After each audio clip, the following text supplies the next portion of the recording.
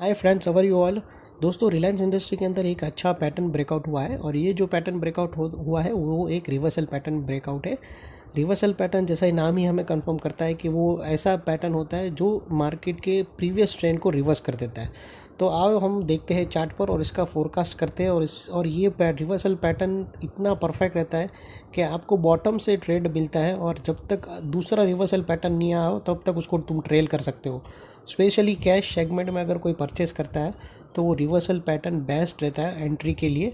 और जब तक दूसरा रिवर्सल पैटर्न नहीं आया उसको वो पूरा, जब तक मतलब हायर, जब तक वो टॉप पर नहीं जाके एक दूसरा रिवर्सल पैटर्न नहीं बनाता है। अभी फ़िलहाल बॉटम पे रिवर्सल पैटर्न बना है, तो ये एक सक्सेसफुल रिवर्सल पैटर्न है जो कंटिन्यूशन करके जब टॉप पर एक रिवर्सल बॉटम बने, पैटर्न बने, तब तक वो ट्रेंड उसको फॉलो अप ट्रेंड उसको ट्रेल कर सकता है कैश सेगमेंट के लिए।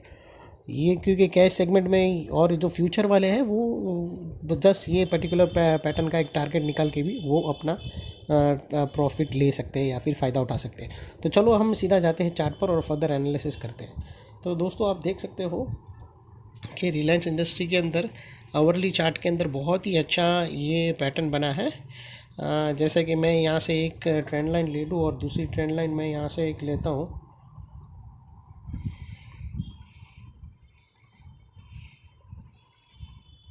और दोस्तों, आप लोगों को बता दूं कि जैसे पैटर्न्स की अलग अलग क्राइटेरिया होते हैं। जनरली दो तरह के पैटर्न्स होते हैं। एक रिवर्सल पैटर्न होता है और एक कंटिन्यूशन पैटर्न होता है। तो उसी तरह के इंडिकेटर्स की भी अलग अलग उसकी स्पेसिफिकेशन होती है। हर एक इंडिकेटर की एक अपनी अलग ही खूबी होती है। तो जैसे RSI है, जो हम जहाँ मोस्टली RSI एक ऐसा इंडिकेटर है जो हम मतलब जनरली हम डाइवर्जन के लिए यूज़ करते हैं, या फिर ओवर सोल्ड ओवर बॉटम के लिए, या फिर जनरल ट्रेंड के लिए जानते हैं स्ट्रेंथ के। अगर 50 के ऊपर है तो उसको गुड है, मतलब पॉजिटिव है। तो ये RSI के स्पेसिफिकेशन होता है। वैसे ही एक पैटर्न ब्रेकआउट इंडिकेटर्स भी होता है वो पैटर्न। और अगर देखो तुमको रेंज फाइंड करना हो तो उसका बॉलिंजर बैंड होता है। सिमिलरली पैटर्न ब्रेकआउट का भी एक इंडिकेटर होता है। हर इंडिकेटर की अपनी एक स्पेशलिटी होती है। तो पैटर्न ब्रेकआउट का जो इंडिकेटर है उसको DMI बोलते हैं, directional movement index. Directional movement index के दो दो नेगेटिव पॉजिटिव दो DMI होते हैं उसके। एक पॉजिटिव DMI होता है, एक नेगेटिव DMI होता है। तो जब भी कोई पैटर्न ब्रेकआउट होती है ना, उसके पहले ही वो इंडिकेट कर देता है पॉजिटिव DMI नेगेटिव DMI को क्रॉस कर देता है। तो अगर आप देखो तो इस पैटर्न के अंदर पॉजिटिव DMI ने नेगेटिव DMI ने नीचे चला गया और पॉजिटिव DMI ने उसको ऊपर से काट दिया है। वो वेल इन एडवांस और प्लस वॉल्यूम के साथ कंफर्मेशन मिला है। तो दोस्तों, अभी तक, और मैंने ऑलरेडी, अगर मेरा प्रीवियस वीडियो देखोगे तो मैंने आपको लोगों को बताया था कि उसके अंदर भी एक लोअर टाइम फ्रेम की मैंने बताया था कि इलियट वेव की 5। अगर किसी ने ये वीडियो, मेरा प्रीवियस वीडियो नहीं देखा है तो आप देख सकते हो। मैंने रिलायंस के अंदर बताया था कि वो एक एंडिंग डायगनल उसने ब्रेकआउट दिया था और उसका मैंने टारगेट बताया था 2382। आप एग्जैक्टली देख सकते हो, 2380 मैंने बताया था और 2380 आज टारगेट वो अचीव हो भी गया। फर्स्ट टारगेट अपना ऑलरेडी अचीव हो चुका है दोस्तों।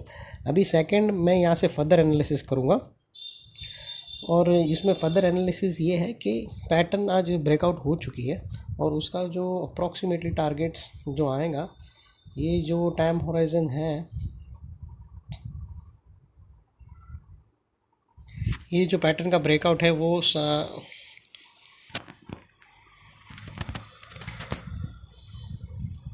ये उसका जो टारगेट है वो अराउंड 2480 तक, 2470 तक वो आ सकता है आराम से। और एक ही इसका एक रेजिस्टेंस है। वो रेजिस्टेंस आपको बता दूं, बीच में सिर्फ एक ही रेजिस्टेंस आएगा। वो रेजिस्टेंस ये वाला पॉइंट है दोस्तों।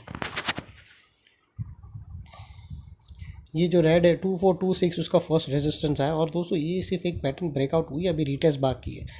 तो रिटेस्ट करने के लिए मार्केट में भी नीचे आ सकता है। तो वापस जिस किसी ने भी पोजीशन नहीं ली है वो वापस पोजीशन ले सकते हो रिटेस्ट के बाद। मतलब रिटेस्ट यानी ये जो लाइन है उसको टेस्ट, मतलब मार्केट उसको टेस्ट करने आएगा।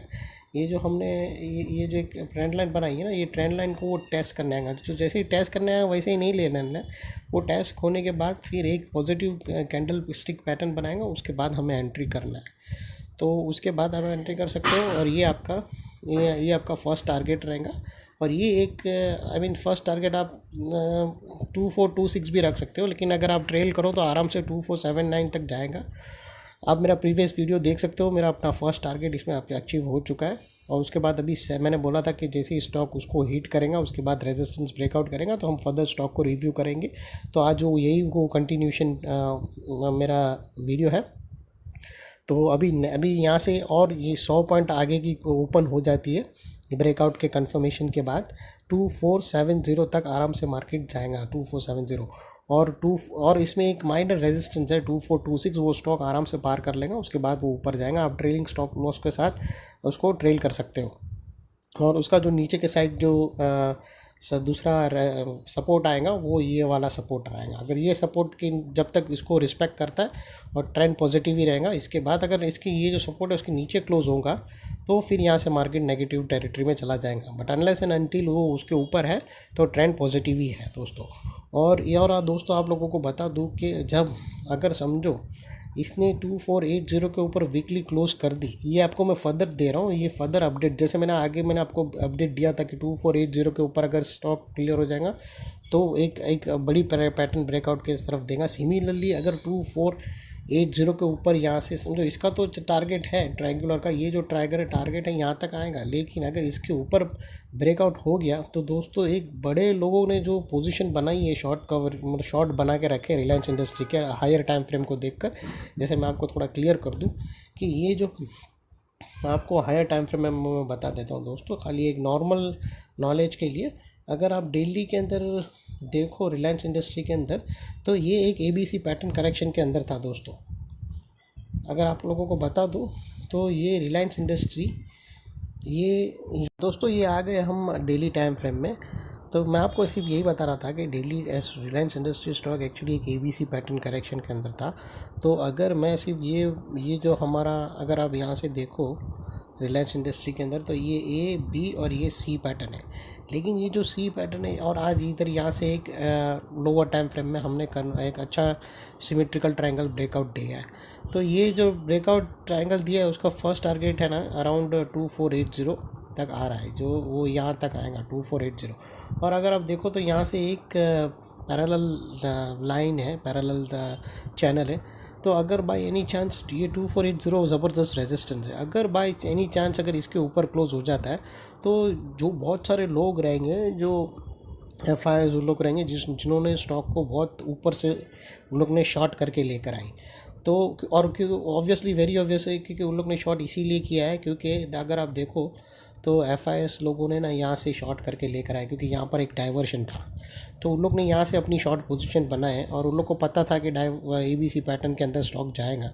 तो अगर ये जो ABC पैटर्न इन लोग के जो बड़ी शॉर्ट पोजीशन यहाँ जो उन लोग ने एंटर हुए हैं, तो अगर जैसे ही है ना अगर 2480 के ऊपर क्लोज हो जाता है बाय एनी चांस तो ये जो शॉर्ट पोजीशन है ना वो सारी इधर कवर होंगी। और उसके वजह से और हम मान लेंगे ये कंफर्म हो जाएगा कि ये A था, ये B था और ये C की जो करेक्शन थी ना वो यहाँ कंप्लीट हो चुकी है। तो इसीलिए मैं बता रहा था कि ये जो पैटर्न है वो एक रिवर्सल पैटर्न है और यहाँ से फिर एक नई ट्रेंड की शुरुआत होगी यहाँ से। तो दोस्तों सिर्फ आपको ये फर्दर ये चीज़ को तो बहुत टाइम है अभी, क्योंकि अभी पहले तो स्टॉक 2480 तक पहुंचेगा और यहाँ पहुंचने में हो सकता है 1-2 हफ्ते लग जाए। लेकिन ये आपको फर्दर एनालिसिस दे रहा हूँ मैं कि यहाँ से एक ये पॉसिबिलिटी है, बट उसका फर्स्ट कंडीशन ये है कि उसको 2480 के ऊपर सक्सेसफुली क्लोज करनी होगी। तो उसके ऊपर क्लोज हो गई तो कंफर्म हो जाएगा कि C वेव कंप्लीट हो गई है और यहाँ से नई इम्पल्स वेव धमाकेदार शुरू होंगी। तो बस दोस्तों ये एनालिसिस थी, अच्छी लगी तो प्लीज़ लाइक करना, सब्सक्राइब करना और अपने दोस्तों को शेयर करते रहना। और ऐसी ही मैं डीप एनालिसिस आपको देता रहूँगा दोस्तों। Thank you.